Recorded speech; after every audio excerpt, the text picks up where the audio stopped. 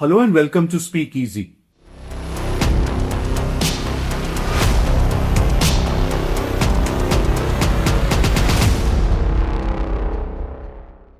We are privileged to have with us one of India's foremost public intellectuals, Pratap Bhanu Mehta, former Vice Chancellor of Ashoka University, a professor at Princeton University, and above all, as journalists, we can claim him a little bit for our own because he writes a regular column for the Indian Express and is also consulting editor with the newspaper.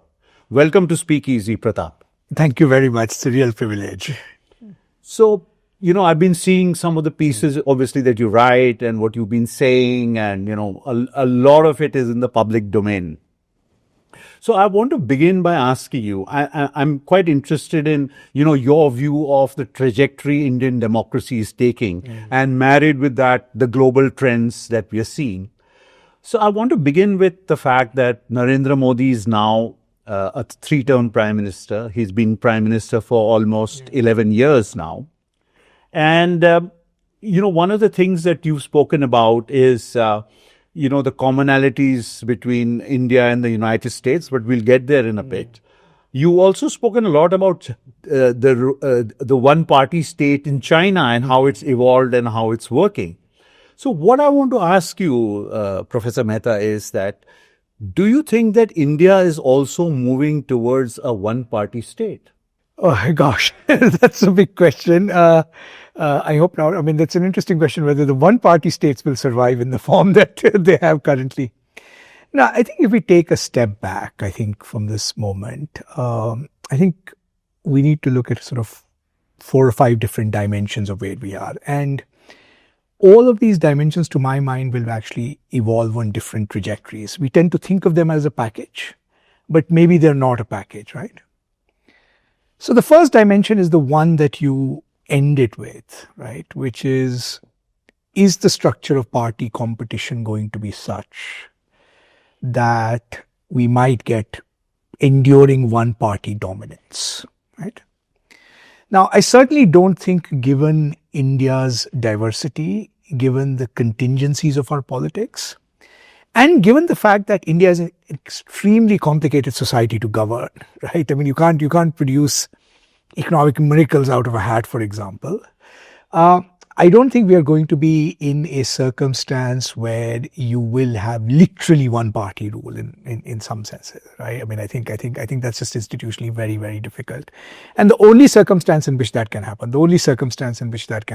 is if authoritarianism increases to the point where, right, things like the armed forces are called in to actually suppress opposition parties, rather than this kind of suppression by stealth, interdiction by law, those kinds of. So classic one-party states, there's a fusion of military power and party power, right? If I were to sort of shift it a bit, let's say one-party dominance. Yeah. I mean, maybe we don't have that Chinese model before us. Yeah. No, I think for the foreseeable future, look, I mean, every time we say an era is over, something radically changes. I'm a firm believer that politics is in part made and shaped by the activity of politics. And to that extent, even if there are structural constraints, right, there is always contingency and change in politics, right? I mean, I think one shouldn't be too fatalistic about it.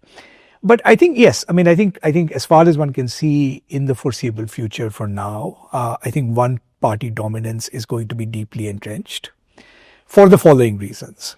First, I think the ideological center of gravity of the country has definitely shifted to Hindutva. I think Hindutva has acquired a dimension that is bigger than the BJP. And I think one indication of that is the fact that even the smaller parties, the regional parties, mostly do not oppose that aspect of the BJP's agenda. And is this because they feel that public support for Hindutva is there? This is a hard one to unpack. Because my view of that is, one, I actually just think there's a crisis of the courage of conviction. I think most politicians just don't know what they stand for. I'll be very honest with you. I mean, I think, the old joke about a good politician used to be that I meet people the halfway, right? In some ways, you know, you can think of Jawaharlal Nehru. I don't think Jawaharlal Nehru always thought of the fact that, you know, what is it that people think? And part of your kind of mission as leaders is a sense to lead. My own view is that one of the reasons they are so unconfident is Hindutva is not a deal breaker for many voters. They might not actively support it, right? But it's not a kind of disqualification, right? And one of the things that gives politicians more confidence is if they actually have a basis of support or a record of performance they can count on. I think one of the big challenges of politics structurally at this time, right, is that, you know, we used to think of politics as being constituted by natural subjects of mobilization. There's caste, there's class, there's labor, there's students, right? Almost all of these natural locus of mobilization have actually become much more fragmented. I mean, the only way, and that was Mr. Modi's big success, in a sense, the only way you create political success, right, is not by assuming a sociological determinism, right? Not by assuming all you need to do is just add up castes and you will get a coalition, add up religious communities and you will get a coalition, right? What you in a sense need to do is you need to engage in the active work of politics to generate new identities. And that's where Hindutva has been the most successful. Right? In a television interview a few years ago, you mentioned that, you know, in a sense, the remaking of Hinduism also. Right. And, you know, this is something which you've spoken about. Right.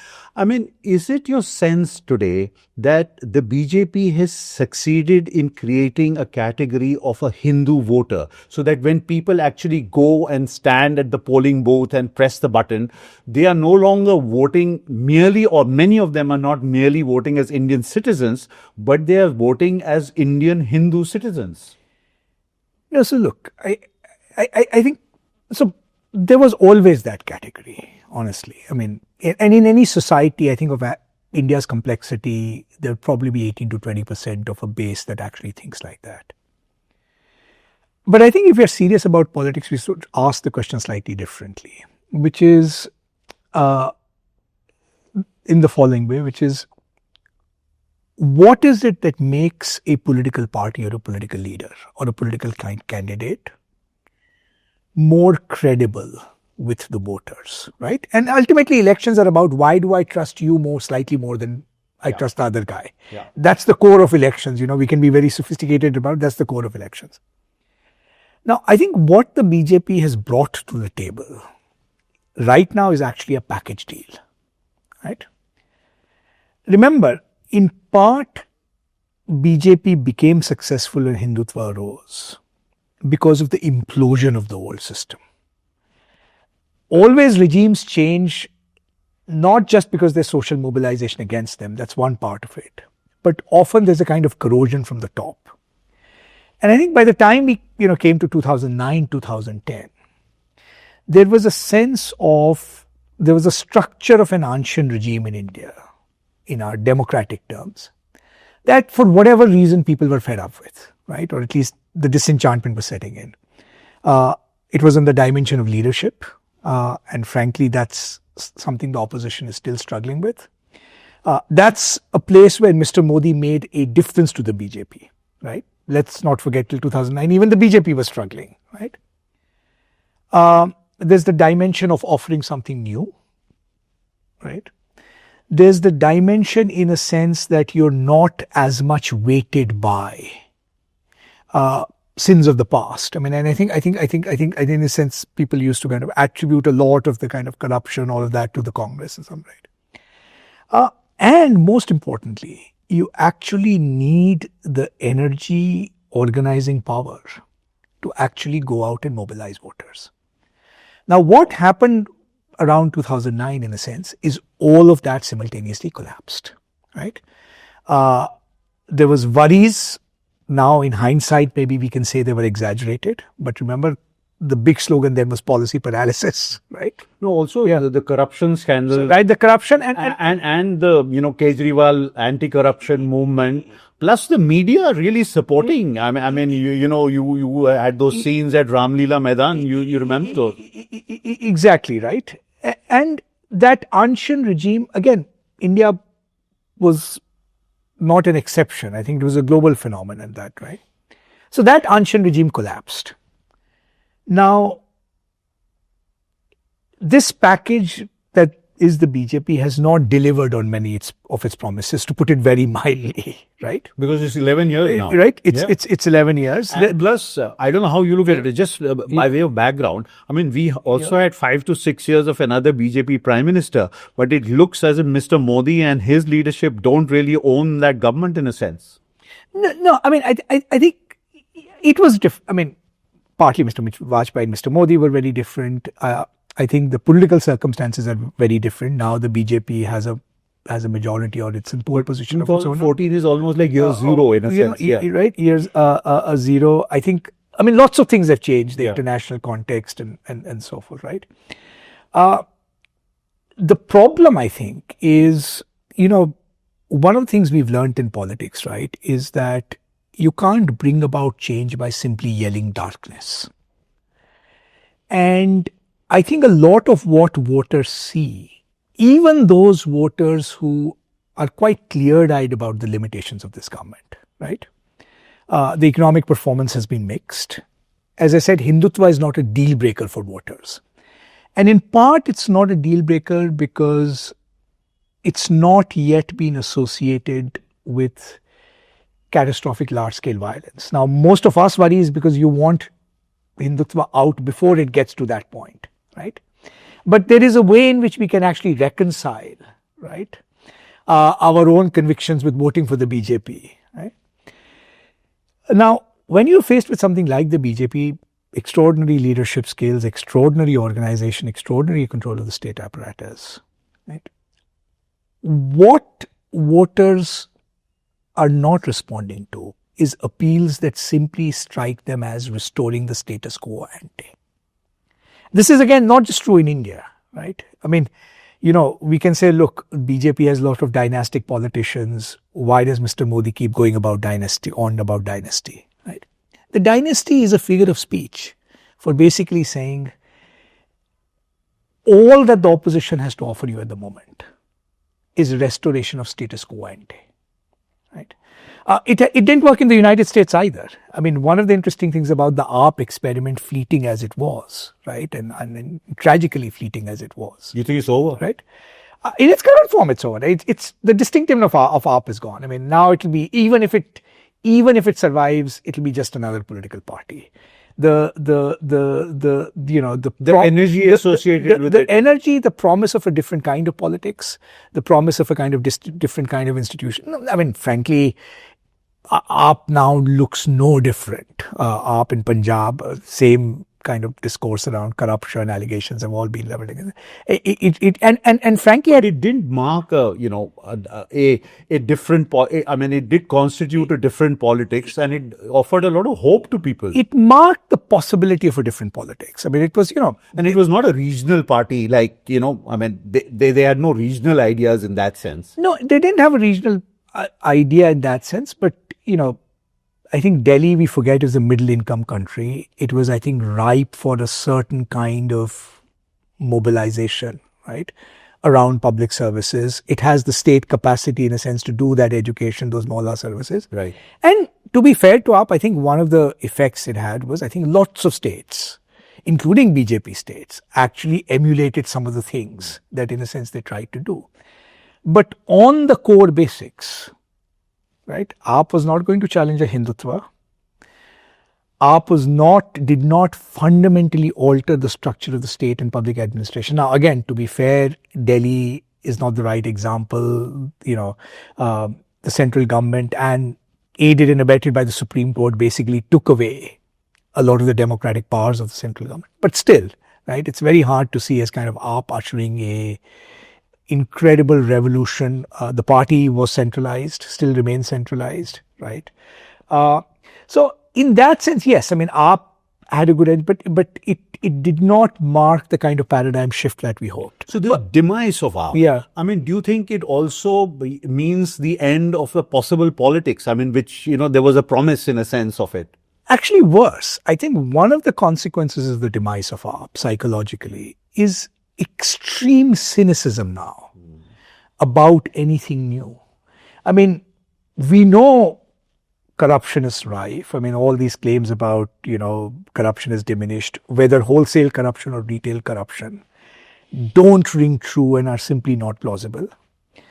But we just went through an experience of what an anti-corruption movement looks like. Now, again, cynics will say, well, there was always the BJP's hand behind AAP and all of that.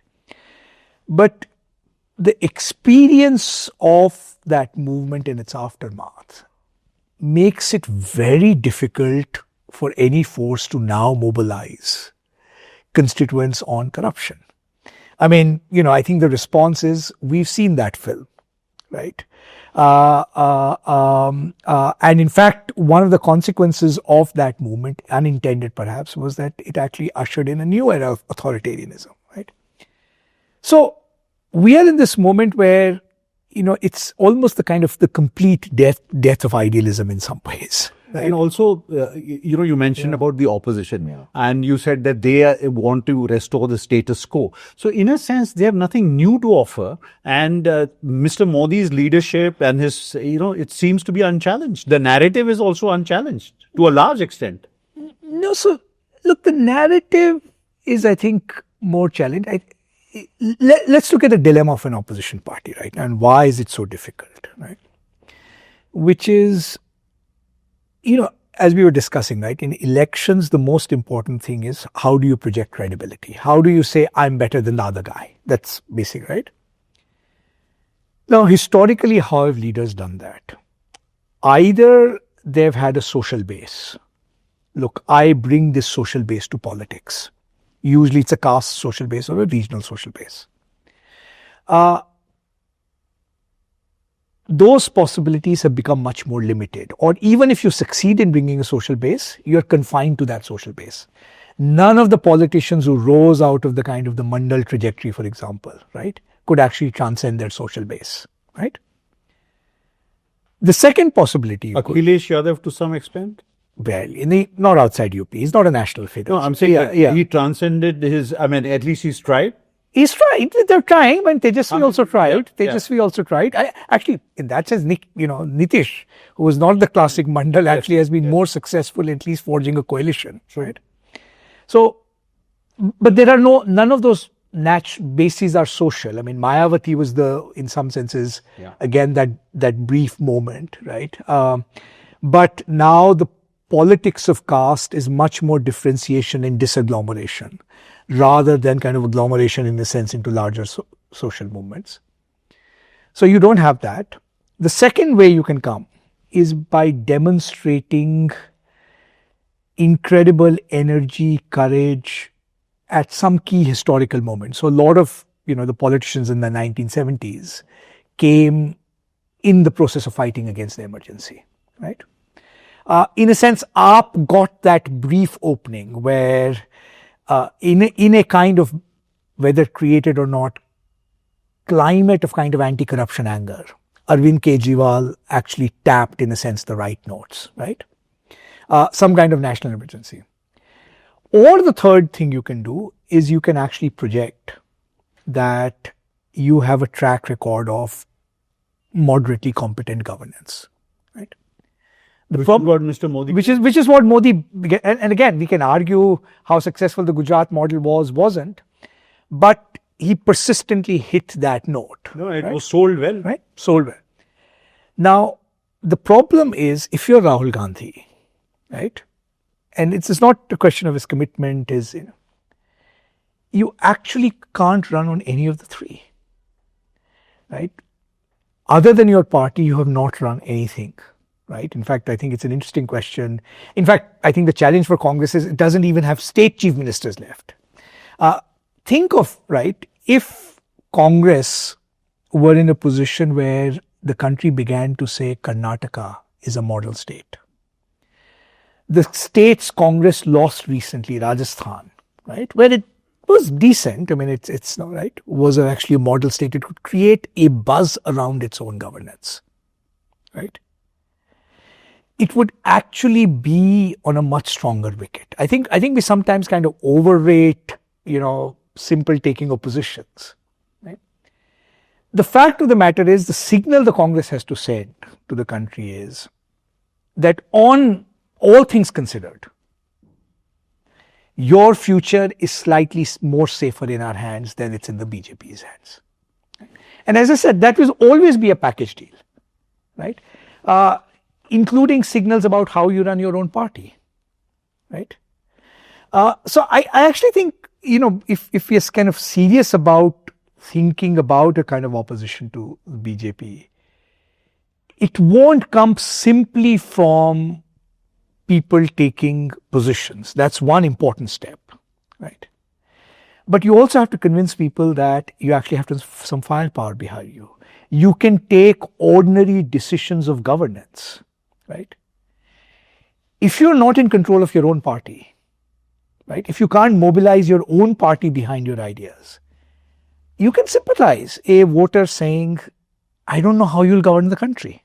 So you're saying that Rahul Gandhi's views are not shared by most of his party, or he is not able to convince his own party people of his views? He is not able to mobilize the kind of enthusiasm in his own party that a leader of his stature would. Now, whether or not it's because they disagree with his views is in a sense an open question. For instance, he's the one party leader of the Congress who attacks not only the BJP, but he attacks the RSS ideologically. Absolutely. And I think, to give him credit, at least, he's now kind of forthright in his views. He's drawn clear lines in the sand, right? In some ways about where he stands, and one of the few taking on, in a sense, communalism. But you're running a party, right? And what that means is, you have to demonstrate leadership of different kinds, not just taking a position. What does that mean? It means taking the right decisions about who you're supporting within the party, right? I think Rajasthan, for example, right? Just to take that example, I'm picking on Rajasthan because it's a state where Congress was very strong. They should have been in pole position. But it's always supported. It has always fluctuated every 5 years. It has always fluctuated every 5 years, but they scored their own goal, right? Karnataka. If you are not a leader who can even publicly resolve the feud between your two leading lights in the state, right? So maybe he suggested the Idli diplomacy. Whatever, but you have to project it successfully, right? If your political structure, everybody around you. But maybe, Pratap, now we have a situation where the Congress leadership is just unable to do what it, I mean, if you're comparing it with the BJP, I mean, you have some 3-4 absolute non-entities as chief minister. Right. People don't even know who they are. Right. I mean, I think their sole criteria to the chair is because they're so loyal to the center. Right. But the point I'm making is that maybe that time has passed in the Congress. No. Absolutely. I mean, maybe you cannot do it with this Congress and with this leadership structure, right? But then that puts you in a dilemma, which is creating a national party, right? It's happened only twice in India, right? It's happened with the Congress party on the backs of a 30, 40-year-old national movement and mass mobilization. And then it happened with the BJP, depending on how you can tell the history, almost a 70-80 year process, right? No, right? I mean, right? to see the BJP as an interloper would be wrong. I mean, they've been there and they've been building up their base, through their RSS and front organizations, penetrating civil society and so forth, right? So if that's the case, right, then you're in a position where it'd be hard to create another national party that's a challenger. The only other equilibrium that's possible is the kind of equilibrium we had, in the late 1990s, early 2000, which is there is no dominant national party. I mean, somebody is a bigger party with 150 seats, but there's no overwhelmingly dominant national party. And in a sense, you keep cobbling together coalitions of state and regional parties, right? I think that is also becoming much, much more difficult. It's becoming much more difficult in part because the interest of each regional party, right, is to cut a private deal with the BJP than to organize around. I mean, it's a simple game theoretic proposition, right? Right? It's just harder to get that collective action going. And to keep Right? the agencies away from... To keep the agencies, yes. I mean, the levels of coercion Yeah. are extraordinarily high. The financial vulnerabilities are extraordinarily high. But even if you did not have that, it's always a tall order. It's always a tall order. Even under eras of coalition government, what made it possible was Congress at least was big enough to provide an anchor, right? So you actually don't have an alternative national pole left in some ways around which non-BJP voters can coalesce. Right? And going back to the question you started, for that reason, it is going to be very difficult to dislodge the BJP nationally. Now, as I said, what can happen, there is a possibility here, is the BJP's economic record is middling. It's not as bad as the opposition would like to believe. I mean, life would be easy for the opposition. But it's clearly not as successful as Mr. Modi thinks it is, right? I think the structural transitions of the Indian economy to a high productivity economy in which most people participate in the economy, I think that structural transition hasn't happened, right? Second, as you rightly said, the BJP is also now acquiring some of the ills of the Congress party, which is to say a lot of the BJP strength was derived from the fact that it had a class of chief ministers whose political identities and social bases predated Mr. Modi. Shivraj Singh Chauhan. Actually, Yogi Adityanath, I think, is the last of those in some ways, right?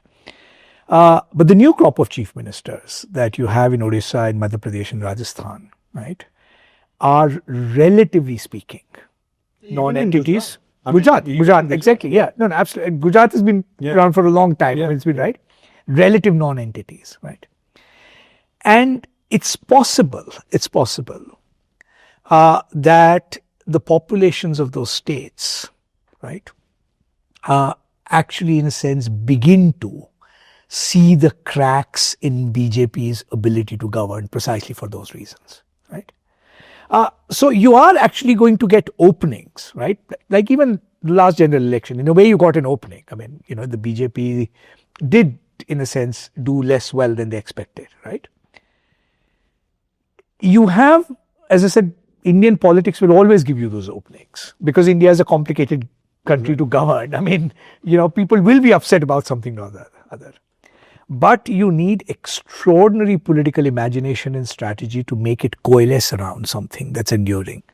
I wanted to ask you about the BJP's approach to institutions, you know, and in a recent column you wrote for the Indian Express on the 22nd of November, and I quote, you say, our new doctrine of constitutional law is simply law as infinite elasticity with the central government pulling all the strings, unquote. And this you were referring to the, you know, governor's judgment. I mean, could you expand a little bit on what you mean by infinite elasticity? No, look, let's be very blunt about it.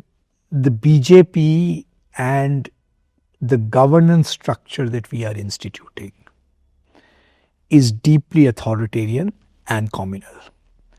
And it's authoritarian in a very specific sense, which is, you know, we edited an Oxford Handbook to Constitutional Law. And one of the things we say in law must have predictive power, right? That's why we have law. You can predict how other agents might behave, what the law is. None of us can tell you with a straight face what the Indian Constitution is right now, right? We cannot assure you that your basic habeas corpus rights will be protected, which is the cornerstone of any constitutional scheme, right? Because there's so much arbitrariness in who gets arrested, who gets bail, who even gets a hearing, right? Right? We cannot assure you that the norms that we understood by which, for example, the powers of the governor were defined, right? This idea that the governor can infinitely sit on legislation for infinite amount of time, right? and subvert the will of a state representative assembly. Extraordinary, actually, if you think, right? All these conventions of constitutionalism, right, have been completely tossed out of the window, right? The functioning of independent institutions, chief election commissioner, certainly the credibility of the election commission has fallen, right? Even if you might say, look, BJP, the popular support for BJP is genuine, there is no question that the credibility of the election commission and the sense of fairness has fallen. And during this SIR process, Yeah. I mean, is it fiddling with the system in such a way that it's loaded in favor of the BJP? No. So look, I think this one, one has to be, a little bit more careful about, in the sense that, my view of the SIR process is that I think the main objection to the SIR process is that it is in a sense targeting citizens, disproportionately burdening them. And at least in the form that it was first announced, right? And then the Supreme Court intervened partially to sort of make Aadhaar at least one of the documents you could consider. It raised the specter of mass disenfranchisement. Now, as far as one can tell from the Bihar SIR, it's very hard to make the case that mass disenfranchisement happened. Now, whether that is going to happen in the process as it unfolds in other states now, I think is an open question. But one of the reasons the SIR did not work as an electoral blank in Bihar is because I think people would get genuinely upset if you could show that the SIR process is leading to mass disenfranchisement. Because the argument of finding foreigners, that fell on its face, in Bihar. Well, but you can cut the argument both ways, right? You can because when we say that argument fell on its face, right, that's also a strike against the opposition. Because the opposition's fear was large numbers of people would be declared foreigners and therefore people would be disenfranchised, right? So, But what I'm saying is that it's strange even to think that in a state like Bihar, which is, quite far away from the sources of foreigners that the BJP doesn't like, it was not possible, but somehow that specter was there. Look, the SIR is going to be in the end like demonetization, right? Which is to say, you expect 30% black money to show up. There ain't no such thing. Remember in the order, right? Ruin the economy. Right. So it might ruin the system. No. Look, I think the jury is out on that. I think it's burdening the citizens and causing anxiety. We will conclude that it ruins the system, right? Only if at the end of the process, you can demonstrate that large numbers of people, significantly large numbers, and I'm not talking lakhs, even a few thousand, right? Tens of thousands actually. Significant number of people have been systematically disenfranchised, right? I hope it in a sense doesn't come to that. And I think one of the unintended ways in which the Supreme Court did a favor to the BJP was that the moment where people had most anxiety about the process, right? It's minor intervention, right? At least did some course correction. So yes, it could potentially go that way. It could potentially be even worse. If the process of identifying so-called foreigners, right, ends up actually targeting particular communities, right? And at least in rhetoric, BJP's rhetoric, that's clearly intended. Not just in Bihar, the whole UP SIR, I think in a sense constructed around it, right? It could actually lay the seeds for deep communal conflict and conflagration, right? But as I said, I think the test of whether the SIR has that consequence will be if we can demonstrate that this process is leading to mass disenfranchisement. And I think, and on the flip side, if we are talking about kind of an opportunity for the opposition, right? One of the things the opposition can do, if it does effectively, is if it mobilizes on the ground to ensure that disenfranchisement doesn't happen, right? it could in principle get some credit and bounty points, right? It should make sure that everybody it thinks should be on the list is getting on it. It should be mobilizing people to file complaints, right? I mean, one of the kind of tragedies of the Bihar thing was once the final list was announced, actually, other than the CPI, the opposition parties were not seen to be engaging with that process, right? So I think what the BJP has done very cleverly, I mean, it's the purpose of the SIR is one to keep the communal pot boiling.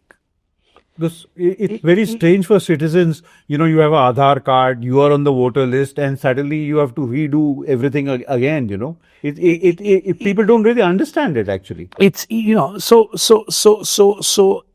the main function of the SIR, as I can see, is a backdoor injection of polarization into politics, right?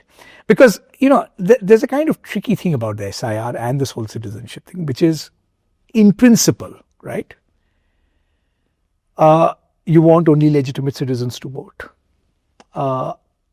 And so in principle, you can't actually oppose an exercise like this. Right? It's very confusing as to what is a proof of citizenship? What is a document that proves your citizenship? But here's where the BJP has actually, in a sense, I think caught the previous regime by its tail. So I completely agree with you that in Indian conditions, given the state of our documentation and given that we haven't sorted this out for years and years, the default used to be, in a sense, that you kind of fudge the issue, you accept a whole range of documents, you make it easy for citizens, right? And I think that status quo should be maintained. I mean, there's no point, right? What the BJP, in a sense, has done, it's taken a principle that's legitimate, right? It knows very well that it can't be fairly applied in Indian conditions, right? But because we think the principle is legitimate, right? Even the opposition is hard pressed, other than the issue of saying accept Aadhaar, right? Even the opposition is hard pressed to propose a different solution to how should citizenship be identified, right?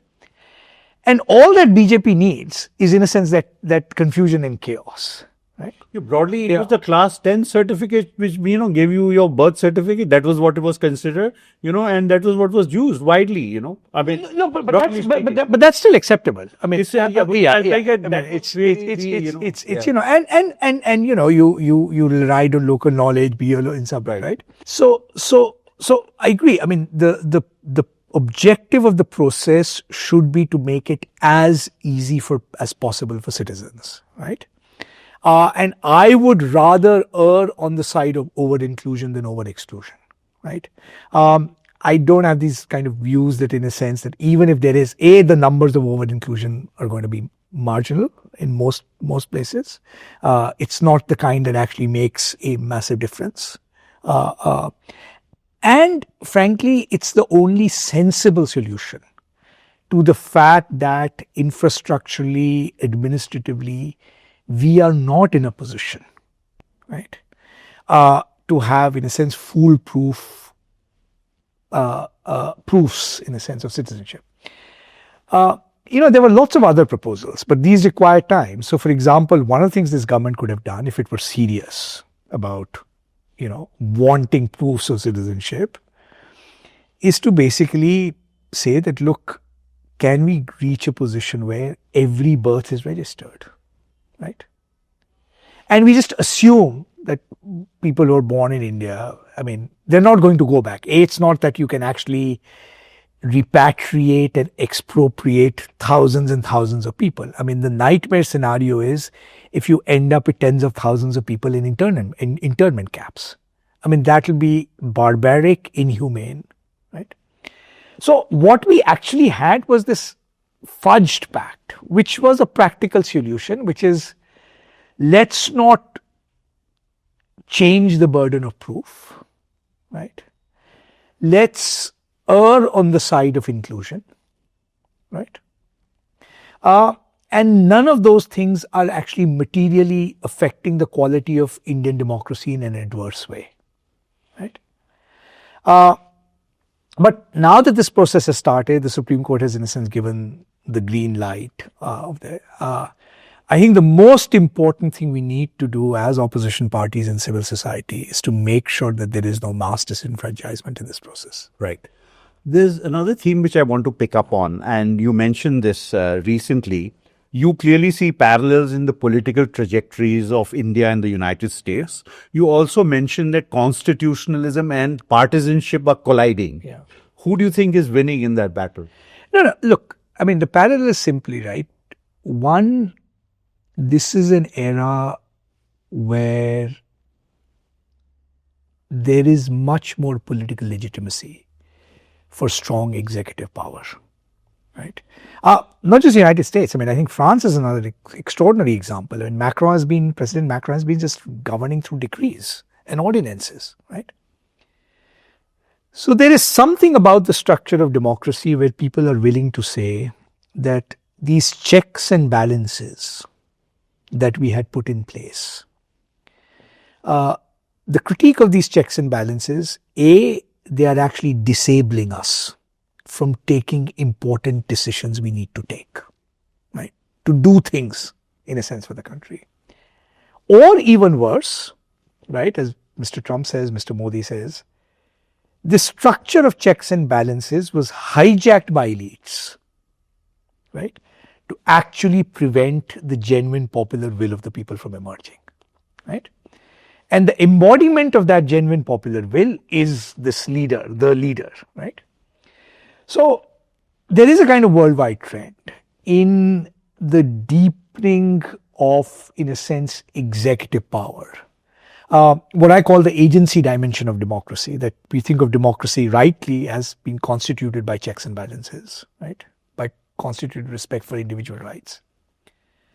But a lot of people also feel that there's another dimension of democracy, which is people coming together to do things, right, through a particular agent who stands for them, right? And fortunately or unfortunately, mostly unfortunately, I think, and very dangerously, right, that figure has come to be identified with an individual. Right?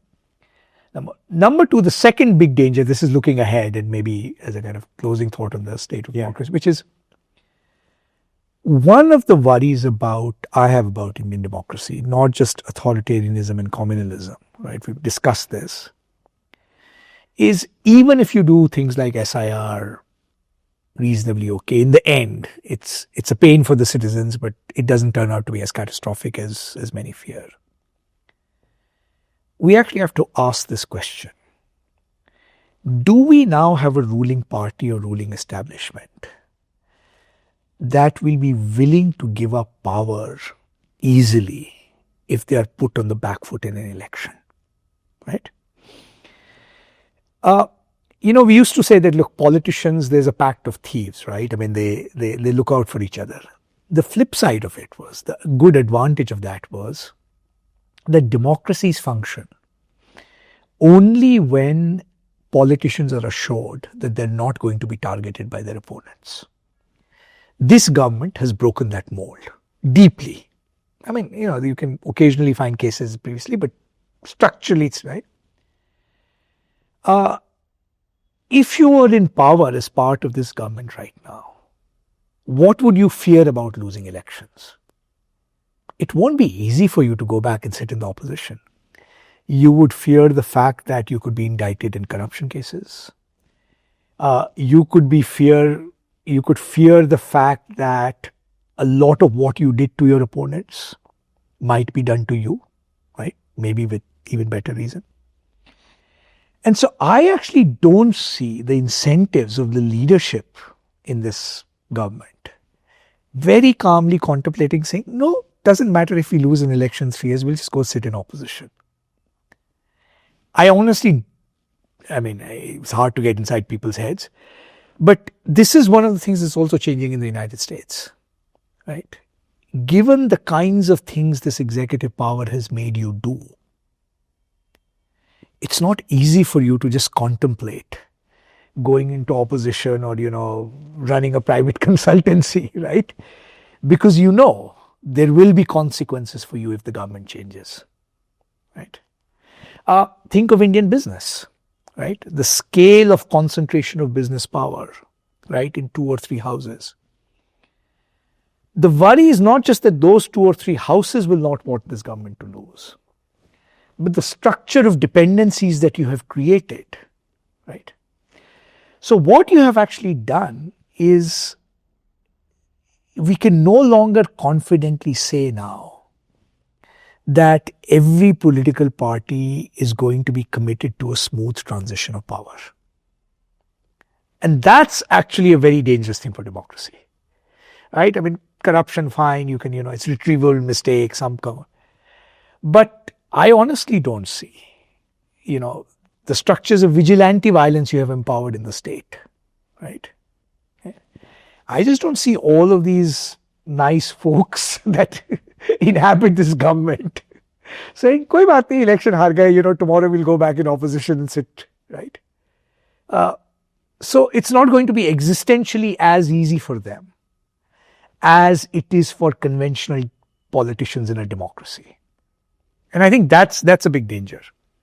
Well, I think we'll have to end our conversation on that rather depressing note. But I think, you summed it up quite well, where India is, what our democratic trajectory is. And you rightly point out all the international dimensions of it and the rise of, authoritarian leaders globally, including Macron, interestingly, that another person you mentioned. So thank you for talking to SpeakEasy. Thank you for talking to Frontline.